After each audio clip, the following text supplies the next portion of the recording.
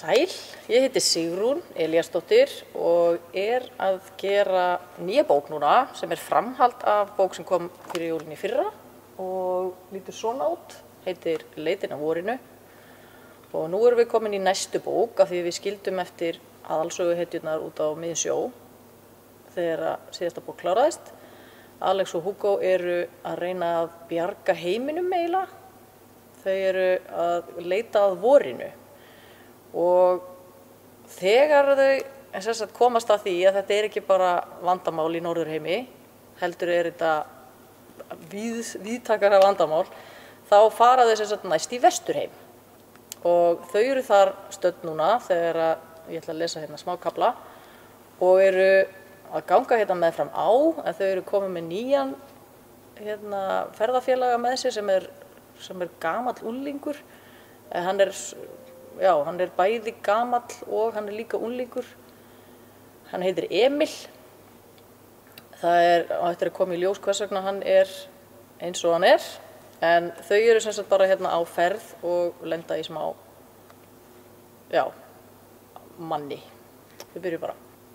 Engin göngustígur var til að fylgja á leiðinni, en það var heldur ekki hægt að villast á meðan þau gengu meðfram ánni. Ef til vill var það þess vegna sem Alex leyfði Hugo að ganga fremstum.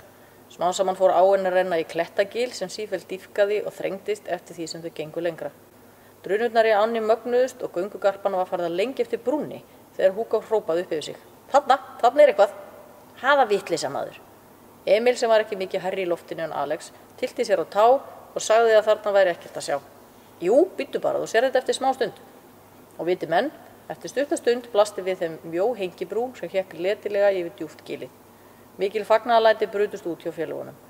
Alex fannst að vísu að hún var ansi hrörleg, en það þýddi ekki að hugsa það. Þetta var ef til vill þeirra eina tækifæri til að komast yfir ána. En þá skaust fram fyrir þau lítil mannvera vopnuð spjóti. Ferðalangar komu 3, ætla þeir yfir mína brýr, haha. Hætti þessum látum og svari 3 gátum, sönglaði veran sem virtist vera dvergur. Ó nei, hvað nú þetta? Alex var pirruð. Aldrei gat neitt gengið vandræðalaust fyrir sig á þessu ferðalagi. Mér heyrist við þurfa að svara gátum til að komast yfir brúna.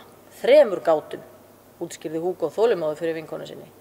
Hún leit á hann og barðist við löngunina til að ranghvolfa augunum, enda hafði hún skilið rím dvergsins á alveg sama hátt.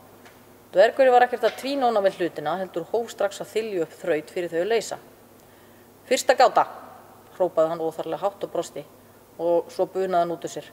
Hvað það sem sólin getur aldrei skínið á? Bíddu, við vorum ekkert búin að samþykkja að taka þátt í þessum leik, kvartaði Emil. Hvað við neitum að vera með? Eða hrindu þið bara frá og förum samt yfir? Eða kannski finnst okkur þessi gáta asnaleg og viljum fara að fá aðra? Hann krosslaði hendur og horfði í allt aðra átt en að brúnni, svona eins og honum gæti ekki verið meira sami með þetta allt. Alex fannst Emil í fyrsta skipti líkjast meira unglingi heldur en gamalmenni. Dvergurinn otaði beittu spjótinu í áttina að honum eins og til að sýna hvað myndi gerast ef þau neituðu að taka þátt í leiknum hans. Gætirðu sagt þetta aftur, ég náði ekki alveg, bað hún dverginn kurteislega, en Hugo greip frammi fyrir henni. Þess þarf ekki, ég veit svarið, það skugginn sem sólin skín aldrei á. Dvergurinn gat ekki lengt gremju sinni og varð að játa að svarið var rétt. Það glaðnaði þó strax yfir honum aftur þegar hann romsaði út úr sér næstu gátu. Önnur gáta, hverju hægt að kasta upp í loftið án þess að það detti niður aftur? Emil fussaði og tuðaði út í loftið hve heimskulegar þessar spurningar væru. Hugo virtist í þungum þöngum en allt í einu breytist bros yfir langleitt andlit hans. Ég veit, fleygum fugli. Alex brosti stolt til Hugos. Hann var ekki eins einfaldur og margir héldu. Nú stappaði dvergurinn niður fæti og urraði. Allt í einu hætti hann látunum og brosti ísmeygilega. Jæja þá, fyrst þið eru svona góð með ykkur, skulum við taka eina sígilda.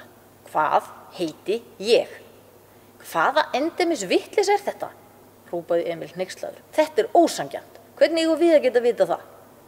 Á meðan gamli úlingurinn þrasaði við dverginn, leit Alex á Hugo. Hann stóð teinréttur og skimaði í kringu sig. Alex hafði dálitlar áhyggjur af þessu því hér var ekkert að sjá nema brúna yfir ána og sá eini sem virtist hafa einhverja hæfileika í þessum fáránlega leik var búinn að missa einbeitinguna. Ekki heitirðu snati, sagði Hugo allt í einu og eins og út í loftið. Viðbrögðin lét ekki á sig standa. Sá stutti hoppaði eins og óður væri og öskraði. Hvernig gátu þið vita það? Svindlarar, glæpamenn. Aha, svo þú viðurkennir að það átti ekki að vera nein leið til þess að vita hvað þú heitir. Það þú sem svindlarinn, kallaði Emil, en dvergurinn virtist ekkert heyra. Hann henti sér niður og barði höndum og fótum í jörðina eins og krakki í frekjukasti.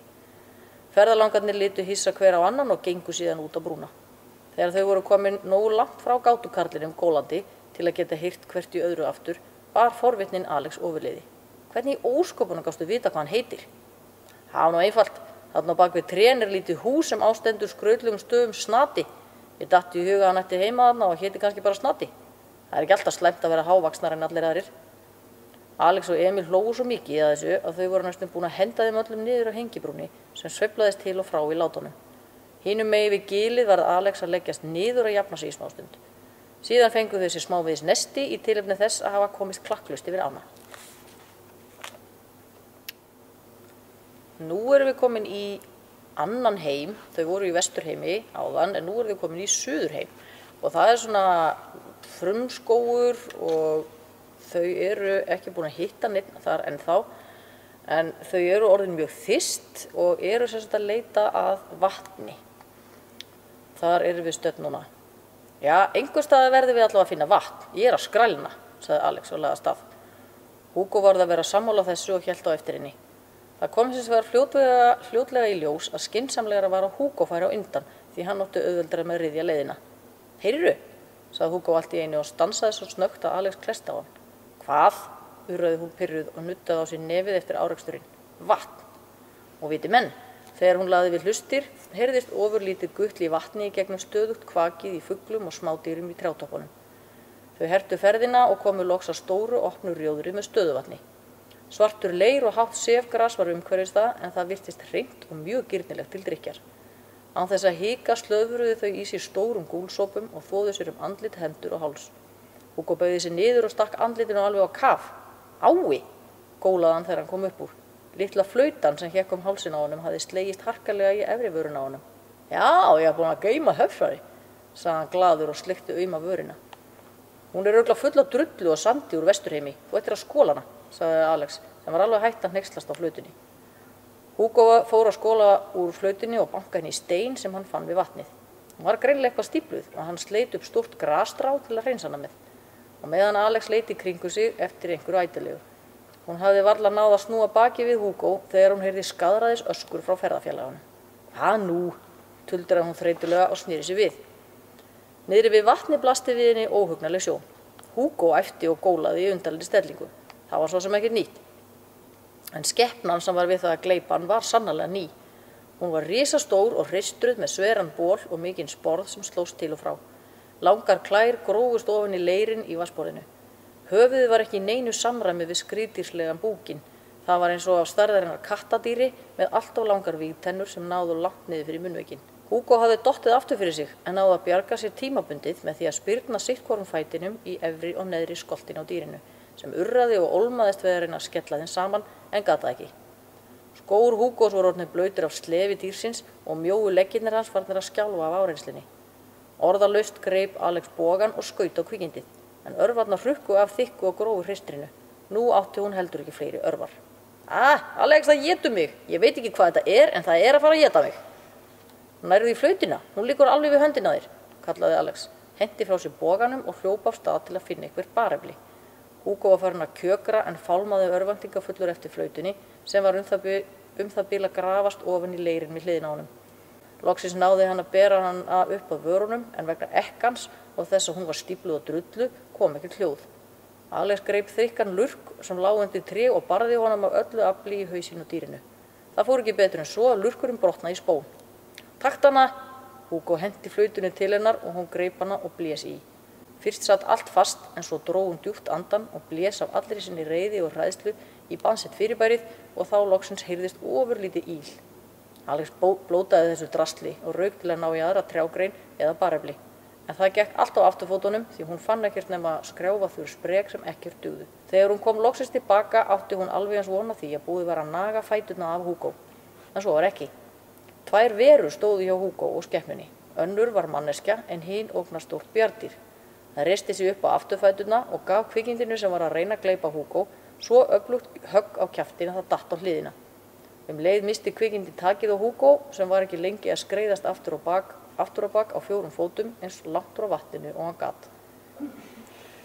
Skrímslið og bjarndýrið fóru í öskurkeppni í smá stund, en síðan lét skögultennta dýrið sig hverfa ofan í vatnið aftur.